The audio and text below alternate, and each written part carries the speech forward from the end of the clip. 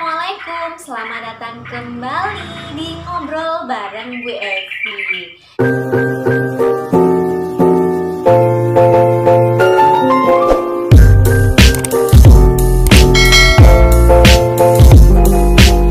Kalian masih semangat kan para gengs di luar sana dalam belajar dan juga menaklukkan soal-soal bahasa Indonesia? Nah, pada video kali ini Bu Evi bakal membahas tentang cerita sejarah. Jadi nggak cuma kalian doang yang punya cerita, tetapi sejarah pun punya cerita. Nah, seperti biasa, sebelum Bu Evi lanjut ke pembahasan, buat kalian yang belum subscribe, silahkan subscribe dulu, like, komen, dan share ke teman-teman kalian. Selamat menyaksikan.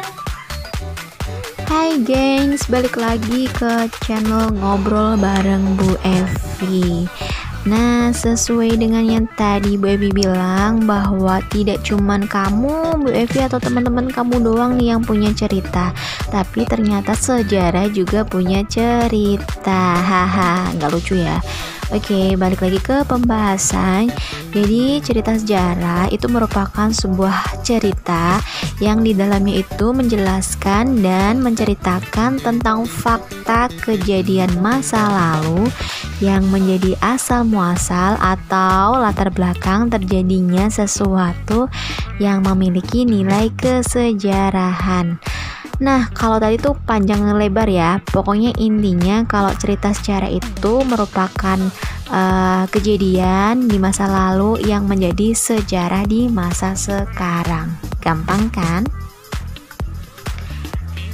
Perlu kamu tahu kalau cerita sejarah itu termasuk ke dalam jenis novel ulang atau yang bahasa gaulnya itu recon. Pernah dengar kan ya, recon? Nah, jenis-jenis recon atau novel ulang itu ada 3 nih ya. Yang pertama tuh recon pribadi, kemudian recon faktual, dan juga yang terakhir ada recon imajinatif. Untuk recon pribadi itu memuat kejadian dan penulisnya itu terlibat secara langsung, dalam artian dia menceritakan dirinya sendiri. Kemudian kalau recon faktual itu bisa juga disebut sebagai informasional. Kalau ini tuh memuat kejadian fakta seperti kayak eksperimen ilmiah, laporan polisi, dan sebagainya. Pokoknya itu benar-benar kayak sifatnya tuh cuma untuk menginformasikan gitu ya. Kemudian yang terakhir ada recon imajinatif.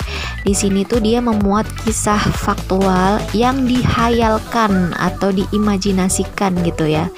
Dan tentunya diceritakan secara lebih rinci gitu. Berikutnya kita bakal bahas tentang ini nih gengs, struktur teks cerita sejarah. Maaf nih ngomongnya tuh kadang kayak belepotan gitu, maklum ya usia, haha. Nah, ada 6 strukturnya. Yang pertama tuh pengenalan situasi cerita atau biasa juga disebut sebagai exposition, bisa orientasi juga bisa. Kemudian yang kedua tuh ada pengungkapan peristiwa. Berikutnya ada menuju konflik atau bisa juga disebut sebagai rising action. Kemudian yang keempat ada puncak konflik atau biasa juga disebut sebagai komplikasi, dan yang kelima itu penyelesaian atau resolusi, dan yang terakhir ada koda. Kita bahas yang pertama dulu nih untuk pengenalan situasi cerita. Nah, untuk struktur yang pertama itu isinya tuh tentang kayak nyeritain ini waktu, tempat maupun peristiwa, tapi letaknya tertentu di awal. Contohnya misalkan gini nih, di pagi hari matahari malu-malu di balik awan. Si kuning berjalan menyusuri tanah yang terjal dan sebagainya. Ininya pada bagian pengenalan situasi cerita itu berisi tadi kayak awalan-awalan gitu ya. Kemudian yang kedua pengungkapan peristiwa. Nah, di sini tuh menceritakan peristiwa awal yang nantinya tuh bakal nimbulin masalah atau konflik gitu. Kemudian yang ketiga ada menuju konflik. Pada bagian ini terjadi kayak peningkatan perhatian ya. Peningkatan perhatian berupa kegembiraan, kehebohan, ataupun keterlibatan berbagai situasi yang nantinya menyebabkan bertambahnya kesukaran di antara para tokoh. Ya. Kemudian yang keempat tuh ada puncak konflik. Nah, di sini tuh berarti dia konfliknya udah ruwet. Namanya juga tadi istilahnya tuh komplikasi ya. Ibaratnya kalau sebuah penyakit, kalau seseorang sudah didiagnosis penyakitnya tuh komplikasi, berarti dia tuh udah parah. Artinya apa? Sudah banyak percampuran, tumpuk-tumpukan penyakit dalam satu wadah gitu. Jadi udah bener-bener parah gitu.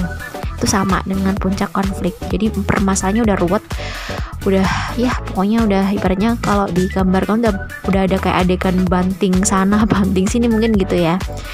Kemudian yang kelima ada penyelesaian. Nah, pada tahap ini itu tuh bisa dianggap sebagai akhir dari cerita ya. Kayak penyelesaiannya tuh endingnya seperti apa, apakah nantinya permasalahan yang timbul pada tadi puncak konflik itu bisa diselesaikan dengan baik atau tidak, seperti itu. Dan yang terakhir ada kode. Pada bagian ini tuh termuat komentar terhadap keseluruhan isi cerita. Dia fungsinya sebagai penutup. Nah, untuk komentar itu bisa disampaikan langsung oleh si pengarang ataupun dengan diwakili oleh seorang tokoh gitu. Jadi ada dua pilihan, bisa si pengarang langsung, bisa si tokoh dari dalam ceritanya. Seperti itu struktur dari cerita sejarah. Lanjut gengs, kita langsung masuk ke kaidah kebahasaan cerita sejarah. Ada kurang lebih tuh berapa nih? 10 ya? 10 apa 11 sih? Lupa aku. Ada yang pertama ada kalimat bermakna lampau. Kemudian ada kata yang menyatakan urutan waktu. Terus yang ketiga tuh ada kata yang menggambarkan sesuatu tindakan atau disebut sebagai kata kerja material. Kemudian ada kalimat tidak langsung. Terus ada kata kerja mental, ada dialog, ada kata sifat, ada makna kias dan peribahasa. Kemudian ada frasa nomina, frasa verba, dan juga nominalisasi, ya kan? Nah, kita bahas yang kaidah kebahasaan yang pertama dulu nih, gengs, yaitu menggunakan kalimat bermakna lampau. Ya iyalah ya, namanya juga cerita sejarah, pasti di dalamnya ada kalimat-kalimat atau kata-kata tuh yang merujuk pada masa lalu gitu. Nah, contohnya nih dalam sebuah kalimat, dalam banyak hal, Gajah Mada bahkan sering mengemukakan pendapat-pendapat yang tidak terduga dan membuat siapapun yang mendengar akan terperangah. Oke, yang kedua yakni menggunakan kata yang menyatakan urutan waktu atau biasa kita lebih kenal dengan konjungsi kronologis dan konjungsi temporal. Contohnya ada kata seperti sejak saat itu, setelah itu, mula-mula, kemudian. Nah, kita terapkan dalam sebuah kalimat, contohnya gini. Setelah juara gulat itu pergi, sang adipati bangkit dan berjalan tenang-tenang masuk ke kadipaten. Pada kalimat itu ada kata setelah, di mana kita ketahui bahwa setelah itu merupakan salah satu contoh dari konjungsi yang menyatakan urutan waktu. Nah, berikutnya yang ketiga nih, menggunakan kata kerja yang menggambarkan suatu tindakan atau lebih dikenal dengan kata kerja material. Nah, contohnya tuh ada kata-kata misalkan aja tuh berlari, mencuci, terus membaca, menyapu, menggambar, menulis, dan sebagainya. Pokoknya kata-kata yang bisa kita lakukan dengan tindakan gitu ya. Nah, contohnya dalam sebuah kalimat misalkan aja yang gini nih. Di depan Ratu Biksuni Gayatri yang berdiri, Sri Gitarja duduk bersimpuh. Nah, di situ ada kata-kata duduk bersimpuh. Nah, kata tersebut merupakan salah satu kata kerja material. Kenapa? Karena kata duduk dan kata bersimpuh itu ada tindakannya gitu ya. Contoh yang lain deh, misalkan saja Empu Gandring menulis sepucuk surat. Nah, ada kata-kata menulis. Nah, menulis itu merupakan suatu tindakan yang bisa kita lakukan. Oke. Lanjut ke kaidah yang keempat, yakni menggunakan kalimat yang tidak langsung. Nah, kalimat tidak langsung itu merupakan kayak kita tuh menceritakan tuturan seseorang gitu. Kayak apa ya, berarti ya perantara. Jadi si orang yang ngomong tuh kayak ngasih ini tip pesannya gitu-gitu sih ya.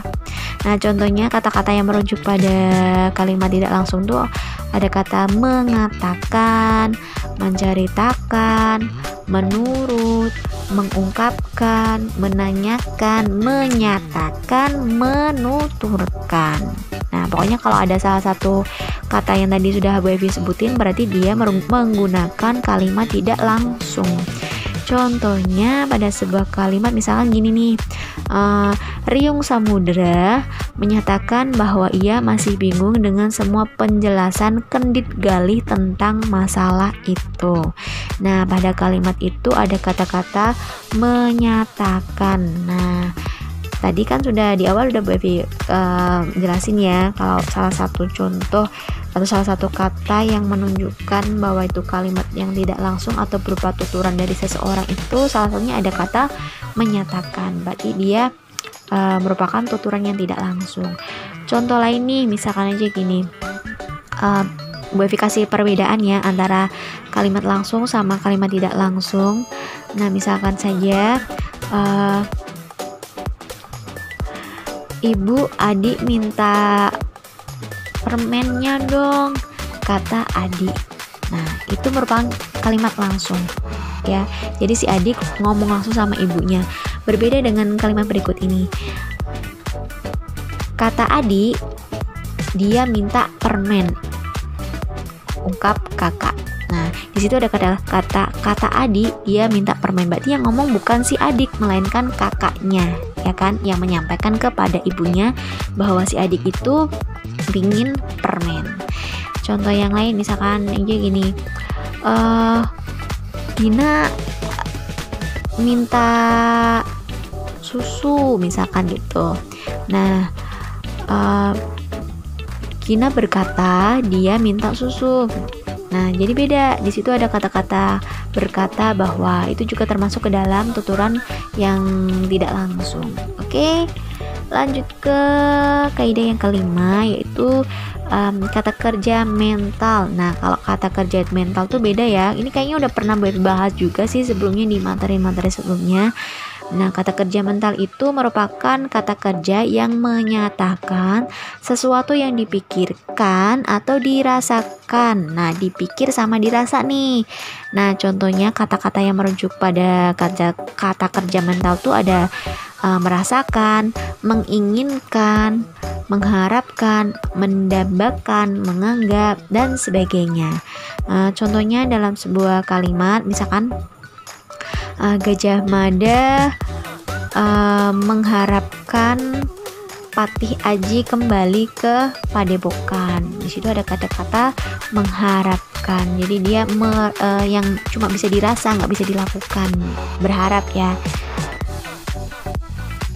Tadi pembahasan seputar cerita sejarah. Gimana para gengs? Bener kan? Bu Evi tadi bilang di awal kita kalau si sejarah itu juga punya cerita, tidak cuma kalian dan Bu Evi saja yang punya cerita. Nah, seperti biasa, sebelum Bu Evi akhiri video kali ini, buat kalian yang mau request tentang materi bahasa Indonesia atau mau diskusi tentang soal-soal bahasa Indonesia, bisa banget dengan cara komen pada kolom komentar atau DM via Instagram yang sudah ada pada description. Nah, Bu Evi akhiri video kali ini. Semoga bermanfaat dan wassalamualaikum warahmatullahi wabarakatuh.